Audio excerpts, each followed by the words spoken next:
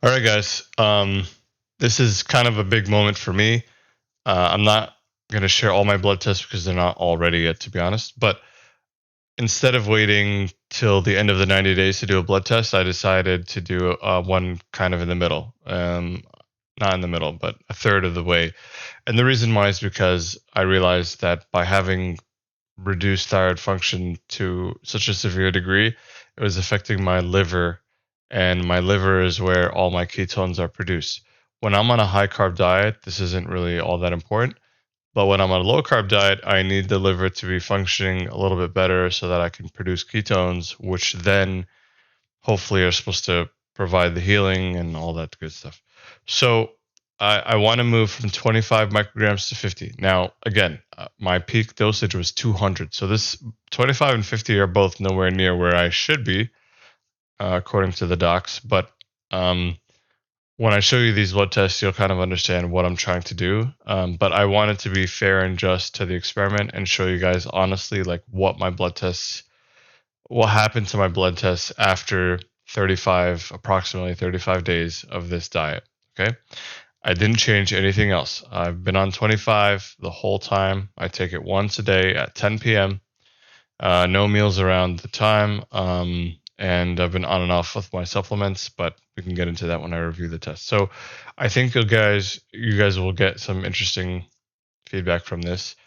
I certainly felt like there was a lot of interesting stuff here. So without further ado, let's get right into it. All right. So let's start with the thyroid here. You can see in December when I tested, my free T3 was 1.3 and now it's 0.9. This is expected. The reason why is because T3 is upregulated when you have carbs because of because of carbohydrate metabolism. So one of the roles of T3 is carbohydrate metabolism. When you don't have carbs, you don't need as much T3. Therefore, your body converts less T4 to T3. It converts more T4 to reverse T3, or whatever. So that's what I imagine is happening here.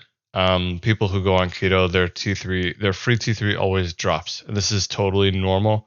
So nothing here that I'm concerned about. Now, what I am concerned about is that my doctor said, even when I'm on the super high fat diet, I want my free T3 to be above 1.2 approximately. She said half of the bottom of the range. So the bottom of the range is 2.3. So we want to be around 1.15, 1.2. So in December I was 1.3, but again, that's not optimal because I was on a high carb diet. Now, if I was 1.3 right now, I'd be fine, but I'm not. I'm 0.9. So this does not indicate that my thyroid function diminished in any way. Otherwise, there would be other markers to judge that. So that's where that's at. The free T4 didn't move whatsoever, which I thought was interesting. So it seems like my T4 is holding steady. It hasn't dropped. It hasn't went up. It's been the same. Nothing exciting there. My antibodies have not dropped below the threshold. So I wish I had an exact figure for this so I can really see if it's going up or down. But until it goes below 900, I'll literally have no idea. And the same with TSH. It was above above 150. It could be 700 for all I know. It's still above 150. It could have dropped or it could have went up. I don't know. I guess we'll never know. But in any case, once I move to 50, I'll be doing the experiment again. The blood test again. What I imagine will happen is my free T3 will go up to hopefully over 1.2, 1.3, and my T4 will probably go up too. And So this thyroid peroxidase, I know it takes time for it to come down. If it does come down, that would be a great sign. But the problem is when I go to 50 micrograms, this stuff is going to improve just because I went up in dose, so it's not going to be as useful. But what I'll do is I will do the blood test and then I'll do another 90 days after that, and I'll do another blood test for you guys to see, like, is there a trend or not. That way, between the two blood tests, I'm on the same dosage. But unfortunately, there isn't a whole lot here. Now, That doesn't mean that this was all useless, because I did do um, a lot of other blood tests. So let's just go through it. My glucose didn't move whatsoever, 74, 75, which I thought was surprising. I thought maybe I would go hypoglycemic or something and have low blood sugar. None. My hemoglobin, my hemoglobin A1C did drop to 5.1. I mean, 5.3 wasn't bad as it is, although 5.7 is the cutoff, so it's definitely maybe higher than I would have wanted, but not bad. So it did drop. Um, let's minimize that. My insulin dropped. It was cut in half, which is great. Insulin is, I mean, obviously insulin is important. You don't want it to be, you want it to go up when there's food or something anabolic going on with your body that requires the activation of mTOR, for example, or when you intake food or protein, it goes up so that it can stimulate growth and all that good stuff. But your fasting insulin should not be high. Your fasting insulin is what determines whether you're resistant or not. So it went from 5 to 2.6. I mean, everyone knows that zero carb dramatically improves insulin sensitivity, so nothing to be surprised about there. Now, my metabolic hormones, I was very surprised at this, because one of the reasons why I even did this experiment is I was trying to understand why my heart rate was going up. And I thought my cortisol was, elevating. It felt like I was kind of almost in a fasting state all the time, because I wasn't able to eat as much because my digestion was slower because I was super hypo. But here it's showing almost the same cortisol. And I know people will say, oh, you need to do the saliva cortisol test. I get it. I agree. But I can't go through that much, getting the whole 5 point or whatever saliva test and all that good stuff. It's just, I've done it before. It's just difficult. All right. Now going on to reproductive hormones, my estrogen went down, not by a significant amount, but it did go down to 103. The range for men is between 60 and 190. I'm well within the range. I don't know if optimal means I should be lower or higher. I've learned that optimal varies based on the individual and based on the dietary and all that good stuff. So it's hard to say here whether this trend is good or bad, but it's not that big of a difference in between these two figures. Anyway, FSH went up, follicle stimulating hormone, and my luteinizing hormone went down a little bit. So I don't know enough about these two to be completely honest. I do know that it used to be really bad. Both of them used to be pretty bad. Progesterone below 0.5. There's nothing to see here. 0.49, 0.49. So they just show you that you're less than 0.5. Now, here's the interesting thing. Sex hormone binding globulin. SHBG binds to testosterone and reduces your free T3.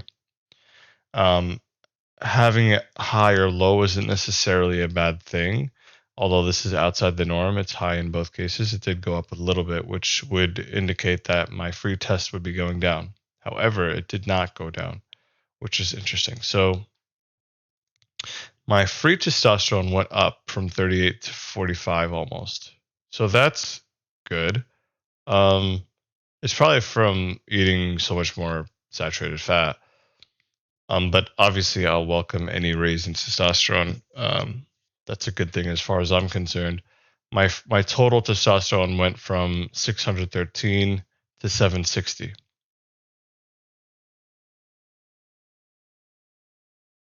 Sorry about that. My headset turned off automatically. Okay, so testosterone again from 613 to 760. That's great. I was not expecting to see that, to be honest. I thought it would go lower because I wasn't feeling like great. I wasn't feeling like I could go to the gym as hard or whatever, but I think all that recovery stuff was unrelated to my testosterone. I did feel like my testosterone was getting better. I felt like other markers related to low T were improving. So this is good to see. And again, it's these are perfectly fine numbers, but seeing it go up almost 80 points is awesome. I'm hoping it goes up even further when I increase to 50 micrograms and continue on this diet. We'll see, but I don't know. Um, and then this is bioavailable testosterone, so it went from 86 to 100. This plus the free testosterone is pretty much the most important figures, I would say, in terms of what my body can actually use. Again, because of the binding through SHBG. But yeah, all in all, these blood tests are great. Now, like I said, I did a lot of tests. I have a couple others that aren't ready, so I want to kind of save those. Um, but I wanted to show you guys what I got so far. I thought it would make a good video, and we're already at 10 minutes. I think this is a good place to stop. But you know, I'm willing and welcome any comments or feedback on what I've shown so far. Again, this is 35 days. It's not even a lot of time, but I think this is enlightening for sure. I'm very optimistic that when I increase to 50, I'm able to get into deeper ketosis and then do another test after 90 days, that I'll have some more enlightening results, or at least I can see a clear trend in terms of my blood markers. Now, the haters who always seem to pop up when I post will say that my free T3 tanked, therefore my thyroid is getting worse. But it's not. That's not true. This is very commonly misconstrued.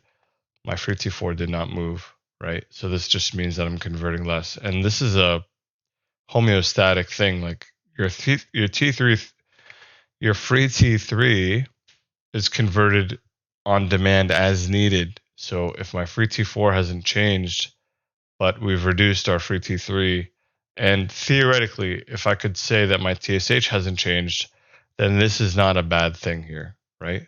Now, the thing is, we don't know if my TSH changed. And to be completely fair, it could have gotten worse.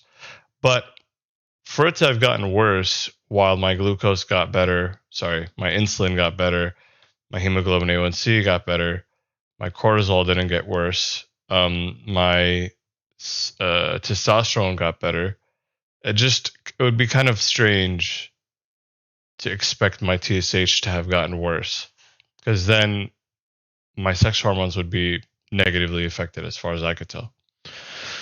Now, yeah, so that's pretty much that's what I think so far. We'll see how things go with my dosage change. I'll keep you guys updated on that. Usually that's always a roller coaster because my hormones take a while to adjust, and the first like 3 to 6 weeks are always a little bit kind of weird. Like I'll get a little bit more irritable or whatever, even if I'm dropping or raising by 25, like very small doses will affect me. When before actually they didn't affect me at all. Like I could go from 100 to 150 and feel nothing. Whereas now I'm a lot more sensitive. Hopefully that's a good thing, but I'm not, I'm going to be skeptical before anything. So yeah, let me know what you guys think. Don't mean to make this a long video. Thanks and love you guys. Thanks for all the encouragement. Thanks for sticking this out with me. And I'll catch you guys in the next video.